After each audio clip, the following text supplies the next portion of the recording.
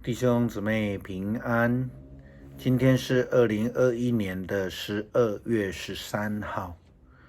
今天的经文是以赛亚书第11章第1到第9节，民数记第16章第1到第19节，希伯来书第13章7到17节。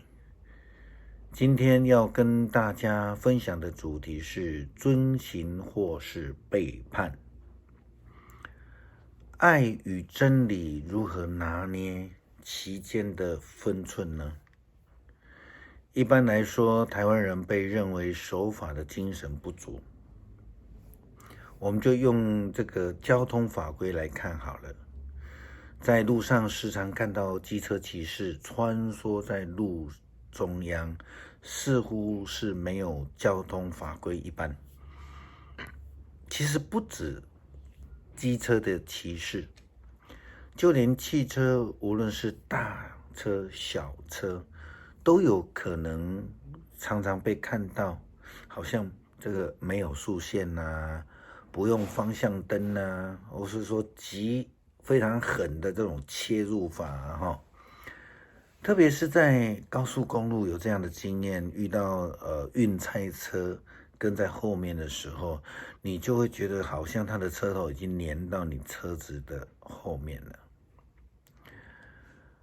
这样的逼车方式时常会造成小车的车祸，可是呢，常常看到一旦发生了车祸，则通常以人情来处理，私了为多。基督教的观点，基督徒的观点，信仰的观点，爱就没有真理吗？按照圣经的原则，其实不是如此的。上帝的爱其实是在真理的判断底下，从两个方面来看。第一，在真理的规范下面，才能够彰显出上帝的爱。那个意思就是如同在约翰福音第8章第10节到第11节记载，耶稣在面对那一位犯奸淫的妇女的时候，耶稣讲了一句话，他说：我也不定你的罪，去吧，从此不要再犯罪了。当罪在判断被判刑之下，有上帝的赦免与爱就彰显了上帝的爱。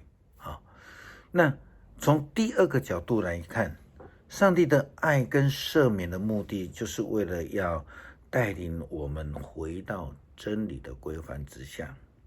我们如果看旧约的记载，以色列人离开上帝，得罪上帝，又回归，都会记载一句话，就是如果你们遵行上帝的旨意或是上帝的诫命，就会怎么样的蒙祝福。所以基督徒应该学习遵行上帝的旨意。基督徒千万不要以为因为上帝有爱，所以就没有真理的原则，这是大大的错误哈。以色列人其实就是因为时常这样想，所以他们就离开了上帝，违背上帝的旨意。民数记第16章第1到第19节，它记载了可拉、大姆、大丹和亚比兰的背叛。这些利未人，他们不是什么外人，他们是非常熟悉的，他们竟然同谋一起背叛了上帝的仆人摩西。他们以人的义气来对抗摩西，说：你们太过分了，全体会众都是属上主的，上主与我们大家同在，你们为什么高抬自己，高过上主的会众呢？请我们注意这一节的经文，其实重点不是在上帝，而是在会众。所以很明白的是，他们不但不服气摩西的领导，其实是直接的质疑了上帝。我们在接续的经文里面就看到了，他们质疑了上帝呼召摩西的这个权柄。他们似乎认为自己人多势众，他说会众，他们认为这样子就可以压制摩西。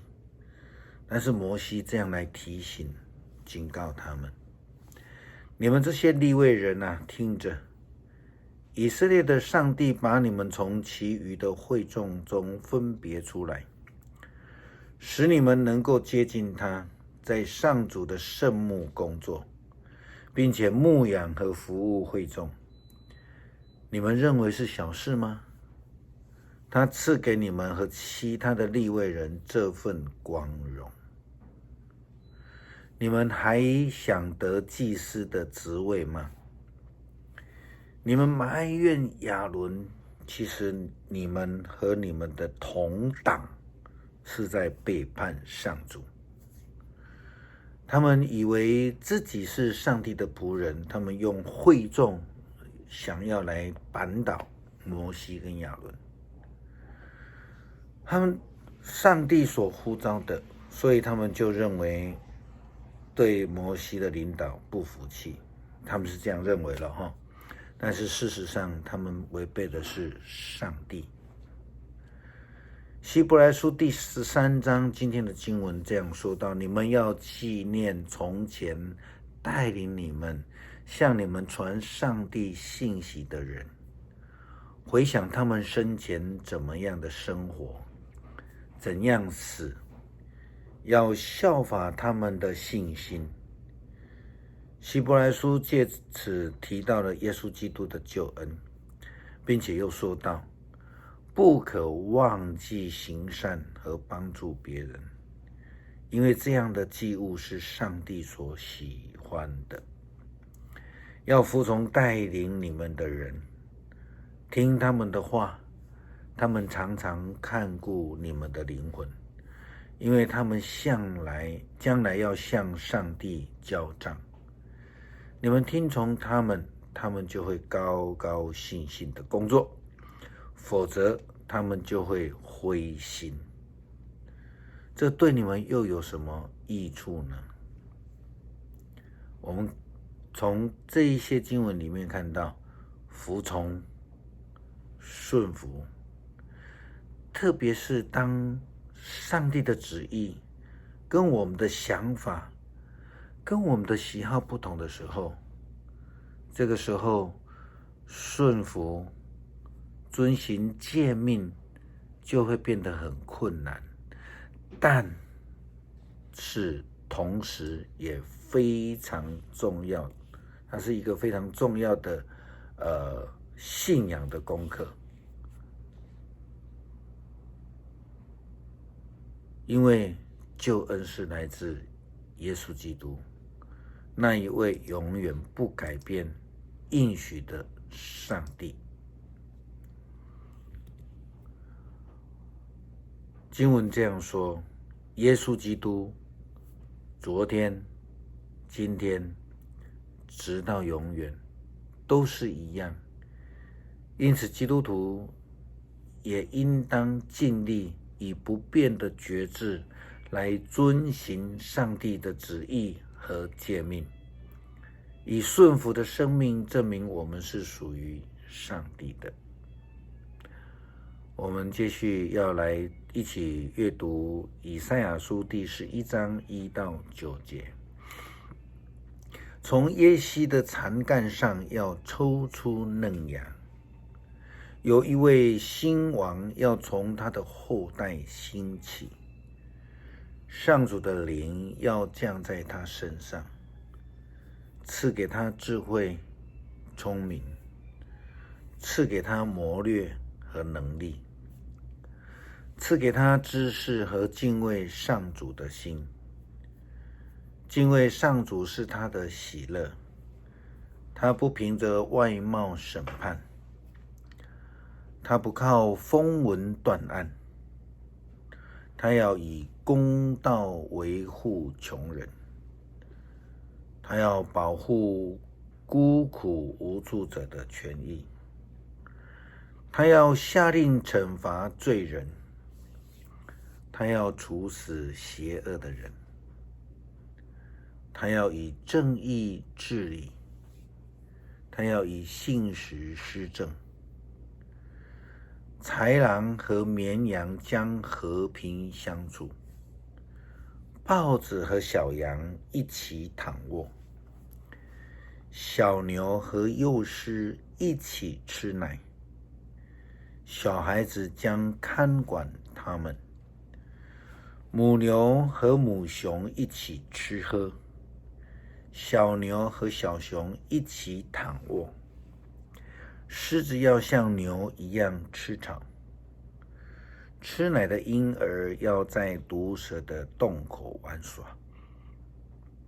断奶的孩子伸手在毒蛇的穴内也不受伤害。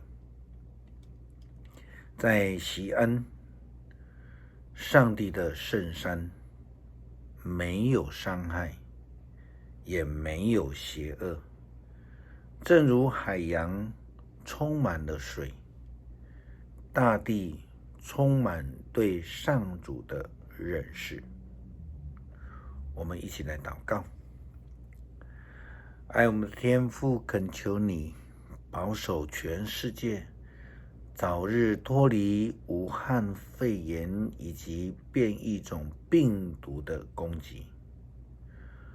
我们也同时为美国在12月10号所发生的龙卷风灾难中丧失生命、丧失财产以及受伤者祷告。求主你赐下怜悯医治，奉主的名求，阿们。